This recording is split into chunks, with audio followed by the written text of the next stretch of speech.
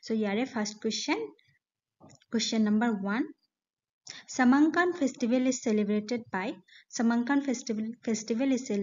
by Deuris, Boros, Karvis and Garos. Yare hotik answer hobo Karvis.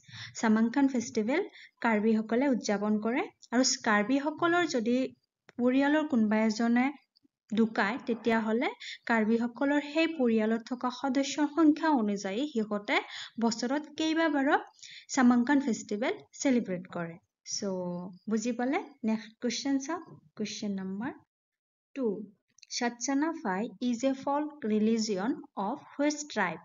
Shachana Fai is a folk religion of option number A is the right answer. Tai Ahom. Shachana Fai Tai Ahom hokolor eta festival হয় আৰু টাই আহোম সকলে যোনটো madam মেফি festival এটা উদযাপন কৰে 31 জানুৱাৰীত সেই madam মেফিৰে এটা পাৰ্ট হয় সস্তানা ফাই সো সস্তানা ফাই ইজ এ পাৰ্ট অফ মেডাম মেফি আৰু সস্তানা ফাইৰ আৰু এটা নাম আছে ইজ অলসো নন এজ বান ফাই সো আপোনালোকে মনত ৰাখিব সস্তানা ফাইৰ এটা নাম হ'ল বান ফাই নেক্সট কোৱেশ্চন চাও question number 3 What is the popular seasonal festival of the Bodo people? Bodo hokolor popular seasonal festival ki hoy? Option number A, Baisagu. Correct answer is option number A, Baisagu. Baisagu festival amar April mahor mazbahot palon kora hoy. Boro hokole ei Baisagu festival to celebrate kore April mahor mazbahot. So monot rakhibo next question sao. Question number 4.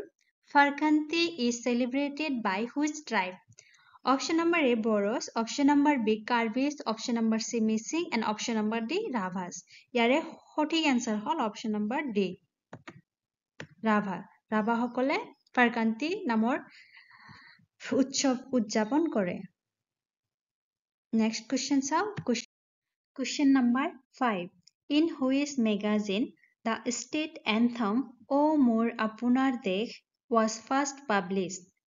O More Apunar Dekh song to কোনখন আলোচনীত প্ৰকাশ পাইছিলে আমি সকলোৱে জানো option number D is the correct answer বাহি ও মোৰ আপোনাৰ দেশখন বাহিত প্ৰথম প্ৰকাশ পাইছিলে আৰু চনটো কেতিয়াবা আহে সো চনটো মনত ৰাখিব চনটো হ'ল 1909 1990 চনত ও মোৰ আপোনাৰ দেশ সং প্ৰথমবাৰৰ বাবে বাহি আলোচনীত প্ৰকাশ পায় তাৰ পিছত ও মোৰ আপোনাৰ দেশ সংটো কেতিয়া আমাৰ জাতীয় সংগীত হিচাপে ডিক্লেয়াৰ হয় 1927 চনত মনত ৰাখিব 1927 চনত ও মোৰ আপোনাৰ দেশ আমাৰ জাতীয় সংগীত হিচাপে ডিক্লেয়াৰ হয় নেক্সট কোৱেশ্চন চাও question number 6.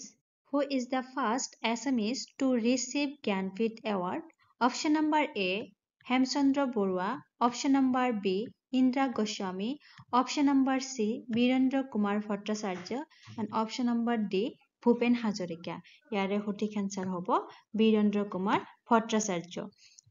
Virendra Kumar Bhattacharya tekhetor Mrityunjay Nobel khonor bhabe prothom barar bhabe Gyanpith Award লাভ কৰিছিলে 1979 চনত 1979 চনত বীৰেন্দ্ৰ কুমাৰ ভট্টাচাৰ্য প্ৰথমবাৰৰ বাবে জ্ঞানপীঠ এৱাৰ্ড লাভ কৰিছিলে নেক্সট কোৱেশ্চন চাও question number 7 which people celebrates one of the harvest festival Wangla Wangla festival আমাৰ গাৰোসকলৰ লগত জড়িত গাৰোসকলে উদযাপন কৰে Wangla festival আৰু Wangla festival আমাৰ কিহৰ লগত জড়িত কৃষিৰ লগত জড়িত সো Wangla festival আমি উদযাপন কৰাৰ পিছত মানে গাৰোসকলে উদযাপন কৰাৰ পিছত এটো বিলিভ কৰে যে কষ্টৰ দিনবোৰ গুছি গল আৰু কৃষি কাৰ্যত ভাল এটা উৎপাদন হল সো ইয়াৰে সঠিক আনসাৰ হ'ব option number D Garo people. Next question sao. Question number 8. Dr. Bhupen Hazarika won Best Music Director National Award for his film. Dr. Bhupen Hazarika tekhetor Samili Memsab namor cinema khonor bhabe National Award paisile আৰু কিমান চনত পাইছিলে national award চনটো বহুত important হয় পাৰিলে আপোনালোকে notes বনাই ল'ব 1975 1975ত তেখেতে নেশ্যনেল এৱাৰ্ড পাইছিলে আৰু ডক্টৰ ভূপেন হাজৰিকা আমাৰ অসমৰ গৌৰৱ হয় তেখেতে 1992ত দাদা চাহেব ফাল্কে এৱাৰ্ডো পাইছিলে কিমান চনত 1992ত চনটো ভালকে মনত ৰাখিব চনটো অহাৰ বহুত সম্ভাৱনা আছে সো নেক্সট কোৱেশ্চন চাও Question number 9. Question number 9. Usha Parinoy was written by whom? Usha Parinoy was written by Pitambar Bijja. Option number C is the right answer. Next question, Saomi.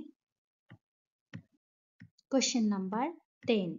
Which of the following dialect has a large influence on the Trung language spoken by Trung people?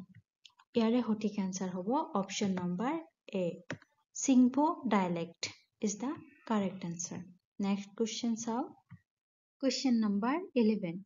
Who was instrumental in popularizing Islam in Barak Valley?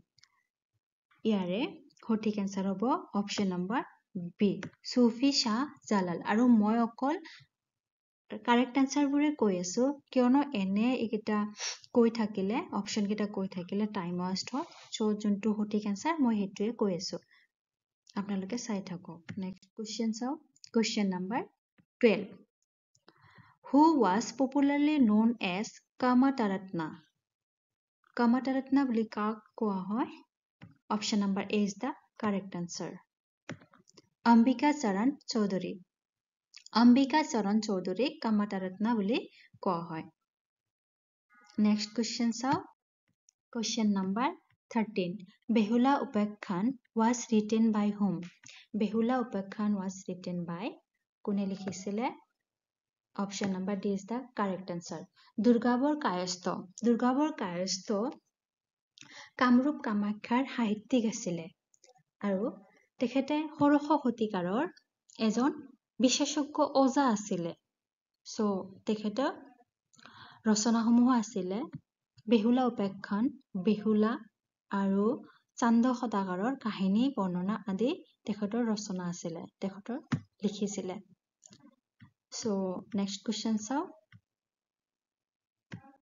Question number 14 Which of the following attire is used by Bodo people to facilitate guest ইয়াৰে সঠিক answer হ'ব option number C অৰণি actually কি হয় যেনেকুৱা আমাৰ অসমীয়া মানুহৰ গামোচা আছে গামোচাখন আমাৰ সন্মানৰ ক্ষেত্ৰত দিয়া হয় তেনেকুৱা হিহঁতৰ অৰণিখন এটা সন্মান কিবা এটা সন্মান পালে তেতিয়া অৰণিখন দিয়া হয় গামোচাত মানে যেনেকুৱা আমাৰ গামোচা হয় ঠিক তেনেদৰে হিহঁতৰ অৰণি